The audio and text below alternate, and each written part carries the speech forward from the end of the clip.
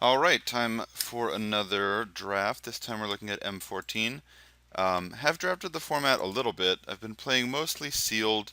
The drafts have been interesting. It seems like you end up in a lot of monocolored decks and decks that are focused on particular synergies, like whether it's a Blightcaster with art with enchantments, or it's something like a Sliver deck. There's a lot of sort of synergy-based decks in this format. Alright, as we talk about synergy, we open a pack with a rare and a foil rare. And we're going to take a card that doesn't go into any particular strategy, except for, I guess, mono blue, and that would be this Colossal Whale. It's a very, very big guy with a really good ability. It does not, 7 drops are not the greatest thing in the world, but I've found that M14 is slow enough that we can usually end up casting this card, and it's going to have a decent impact on the game. The only other decent card that we'd consider maybe first picking would be Quag Sickness, and that's a common, and Colossal Whales are rare. I mean, if we end up in black, we'll see more Quag Sicknesses, but I mean, I don't think we're going to see that many more rares of the quality of Colossal Whale, so we'll go ahead and take that.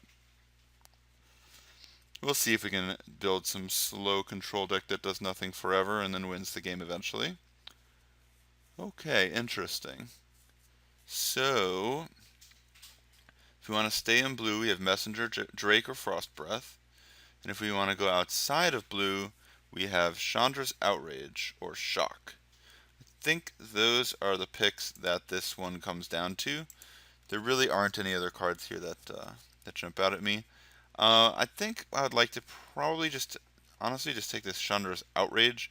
It's not the greatest with blue in general, but it's quite decent with Archaeomancer. And while I like Messenger Drake, I feel like there's a lot of guys like that in the set. There's kind of like these 4 or 5 mana, whether it's like Water Servant or Air Servant or even just like we could play the 2/5 Cantrix.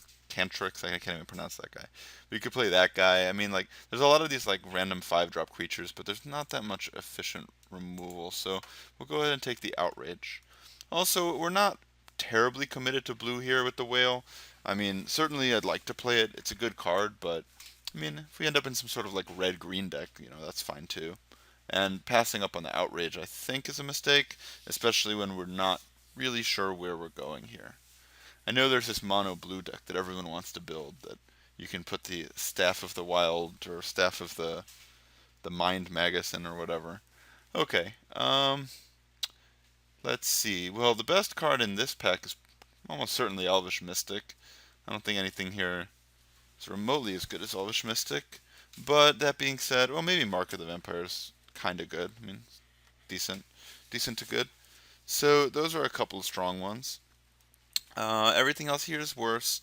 Wall of Frost would be fine if we end up playing that sort of blue control deck. But I mean, it's not not the best card ever. Um, I don't think while Elvis Mystic is very good, I don't know if it's worth going into a third color here for. Especially when we can probably just take this Blur Sliver. Most of the red decks tend to want some number of haste creatures, and the fact that it can grant haste to some of the weaker guys like Sliver Construct or something is fine too. So I think I'll just take Blur Sliver. Just like stay a little bit more in the aggressive state of mind instead of taking those really slow card. Okay, well, there's the Sliver Construct we just talked about. But here I think I'll just simply take the Scroll Thief. Advocate of the Beast coming around with the previous Elvish Mystic gives me an inkling that green may be slightly open, but I mean, I don't think passing either of these cards is a huge deal. They're not, unpassable by any stretch of the imagination. And if we indeed are blue-red, we should be able to probably wheel either this Dragon Hatchling, Sliver Construct, or the Fire Cat probably, because some white, drafter will take a couple of these, and maybe we can get something back. You never know. All right, we'll take Scroll Thief. Okay, well, this is not too bad. It does really look like green appears to be kind of open this direction. I mean, here we have a Woodburn Behemoth. It's a pretty reasonable card. Hunt the Weak, solid removal spell. Not overpowering, but very good. But I think I'm just going to take the Maulhorn. It's a pretty aggressive creature. I think we are pretty solidly in red here. I mean, it stinks to have to pass up on some decent green cards, but I don't think we've really past any unpassables. And our red is actually shaping up to be pretty reasonable as well, with a top tier removal spell in Chandra's Outrage, a big creature in the Maulhorn, and the Blur Sliver is just kind of a curve out kind of guy. Let's see. Well, this pack's certainly worse than the last couple. We have a Dawnstrike Paladin, which I guess is decent. Festering Newt, which is a pretty decent card. It just doesn't. I don't know where its place is in this deck. We're certainly not taking Lava Axe. Millstone is a possibility. Maybe our slow deck wins with a Millstone. I don't know. I think I'm just going to take Festering Newt. We're not really tied to red right now, and if indeed we do end up in some kind of, you know, red-black deck, we really want a Festering Newt in our deck. Wow, so many Millstones, we could have just been the straight mill deck.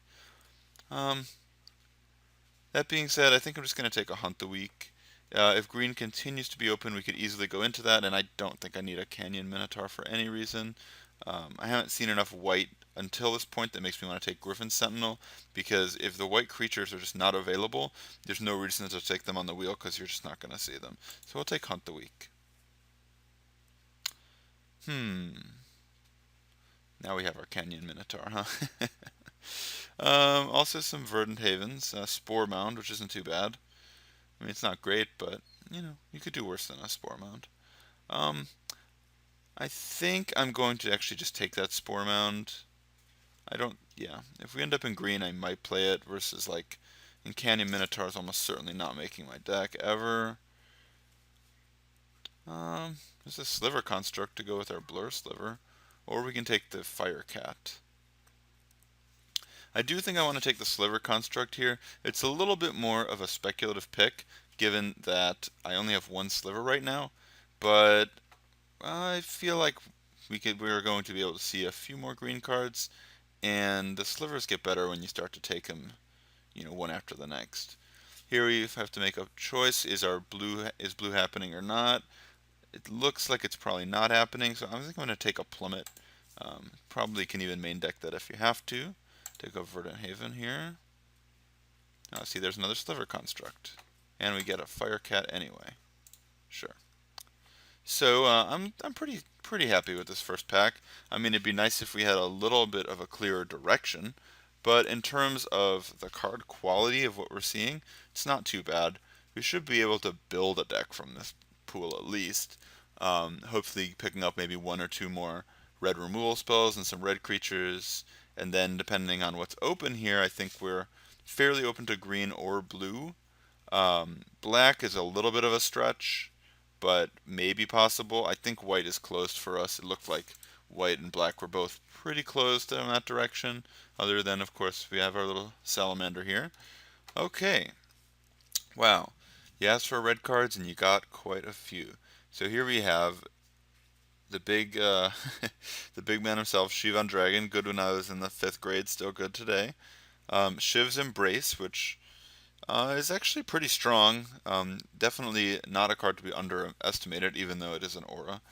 Chandra's Outrage, which we like. I mean, we already took one very early in the first pack, and the Pitchburn Devils. And I think those are probably among the 4 best cards in the pack. The other 2 probably being like a Water Servant and probably Gnawing Zombie. So yeah, we'll just take a Shivan Dragon. I mean, it's a Shivan Dragon. Why wouldn't you want to take it put in your deck? I think here we just take the Blur Sliver. Probably will wheel this Molten Birth, and we have enough slivers now where it makes me kind of interested in going into a sort of a sliver strategy. Predatory Sliver is also an option, actually. Did not see that there in the pack initially. This is why when you're in a paper draft, you should always sort of shuffle the pack to put the cards you want in front, so that way you know that you're not missing out on something. So I immediately saw Blur Sliver, but I didn't notice Predatory. I think I might actually take the Predatory Sliver here, because, well, we're not really tied into green, but if we do play green, it looks like we're getting into that critical mass of slivers where Predatory Sliver becomes, pretty good. Yeah, I think I'm gonna take it. I mean, we already have so many 3 drops that I don't think we're gonna miss that one Blur Sliver if this doesn't work out. All right, it's not looking like it's working out all that well. Um, let's see. Tenacious Dead is a real good card, but we just have no use for it. I'm not taking a Striking Sliver, no matter how many slivers I have. Liturgy of Blood is not really for us. Um, I think I'll take just a Deadly Recluse. It seems alright. Here's the Act of Treason for the Act of Treason deck, but we don't have any other pieces for it. Just take another bear with this worm. Giant spiders, more than reasonable, sure. Wild Ricochet.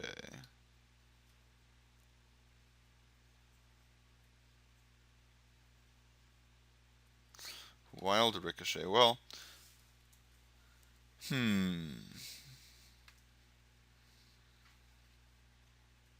I don't know how playable Wild Ricochet really is. Um, so, I think I'll just probably, well, I think Rod of Ruin is mediocre enough. Yeah, I'll take Wild Ricochet, sure. Probably won't even play it, but we'll see how it goes. Oh, there's that Blood Baron that we would have needed for that for the Active Treason deck. Kind of interesting that it's going so late. Um, Not a whole lot else. I don't think we're well. I mean, blue's not totally out of the question. It seems unlikely though.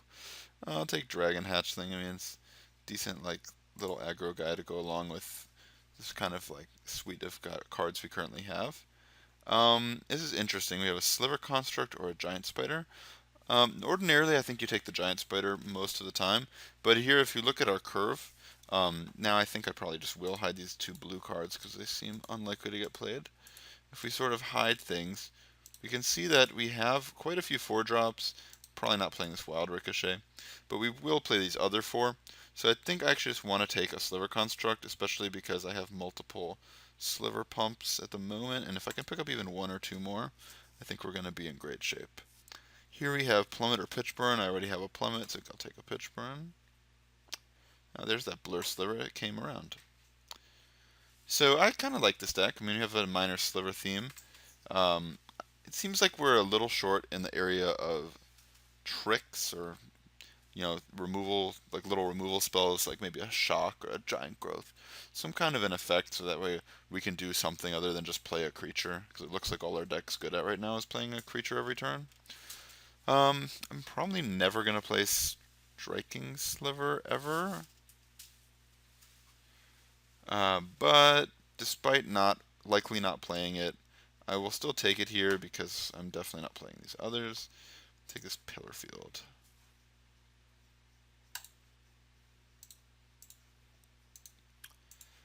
Okay, so this is really the closest to a Sliver deck that I've ever built in this format. I seem to always get cut out of slivers, especially in real life drafts. It seems like a lot of people at the local stores really get excited. They get pumped up about slivers, and you can never draft that deck. So here we already have a predatory and a bunch of constructs. So we'll see what happens. All right, here we have Chandra's Phoenix or Battle Sliver. I think this is a pretty easy Battle Sliver. We already have 6 other slivers, so I mean you're talking about just this guy having a huge effect on the game. Chandra's Phoenix is fine, but we only have 1 outrage right now. It's our only way of dealing damage, so it's not like you're going to recur it all that often. So I think I'll just take Battle Sliver. Alright, we'll take another Chandra's Outrage. I think it's better than Rumbling Baloth. We already have a Marauding Maulhorn, which is very similar to the Rumbler, and I'd rather just have a few more removal spells. It seems like a lot of the early turns of the game, our deck is going to be focused on playing creatures, and then we can spend turns 4 and 5 removing our opponent's stuff. So we'll go ahead and take the Outrage. Alright, this is shaping up. Might end up cutting the Spore Mound. Probably going to end up cutting the Verdant Haven. Plummet I do like, so unless we really have some really, really, really good ones here. I imagine we'll still main deck a Plummet. I don't think there's anything wrong with that.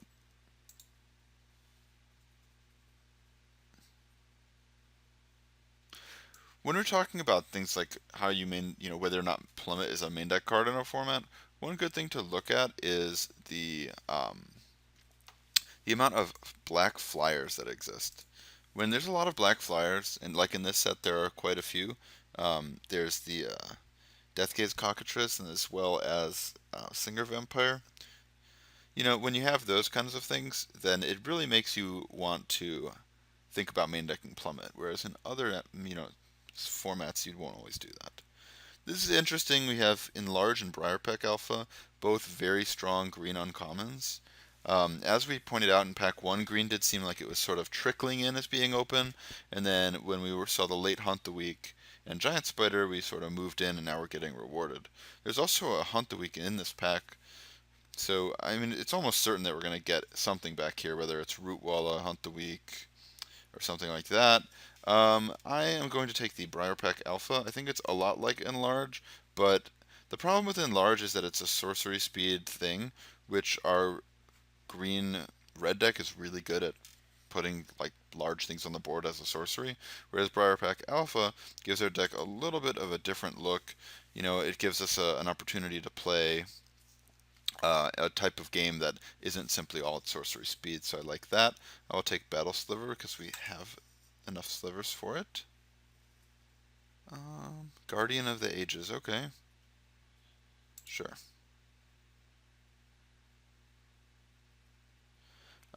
Here we have nothing. I will just take this Child of Night.